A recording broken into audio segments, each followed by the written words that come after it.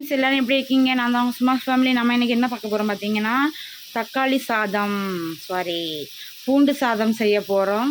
பூண்டு சாதம் செய்கிறதுக்கு ஃபஸ்ட்டு கடாயில் எண்ணெய் ஊற்றி அதுக்கு ஒரு உள்ளியை போட்டு வதக்கிட்டு இப்போ வந்து தக்காளி போட்டு வதக்கிட்டு இருக்கேன். தக்காளி வதக்கிட்டு இருக்கும்போது கொஞ்சம் மஞ்சள் பொடியும் கொஞ்சம் உப்பும் போட்டு சேர்த்து வதக்கிட்டு இருக்கேன். யாருக்கெல்லாம் பூண்டு சாதம் பிடிக்கும் சொல்லி கமெண்ட் பண்ணுங்கள். நல்லா வதங்கி முடிஞ்சதும் அடுத்த ஸ்டெப்பு என்னன்னு பார்க்கலாம்.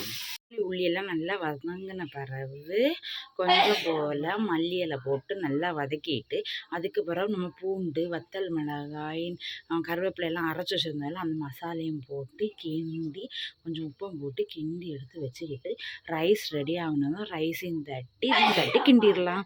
சோறு அடுப்பில் இருக்குது, இன்னும் வேவலை, வெந்ததும் பார்க்கலாம். இங்கே பாருங்கள், நல்லா கிண்டியாச்சு. நல்லா கிண்டி என்ன கலரில் வந்திருக்குன்னு பாருங்கள். நல்லா டேஸ்ட்டாக இருக்குது. நானும் சாப்பிட்டு பார்த்தேன்.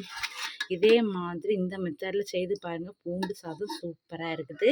நீங்கள் செய்து பார்த்துட்டு நல்லா இருந்துச்சுன்னா கமெண்டில் சொல்லுங்கள். பிடிச்சிருந்தா நம்ம சேனலையும் மறக்காமல் சப்ஸ்கிரைப் பண்ணி வச்சுக்கோங்க. பாய்.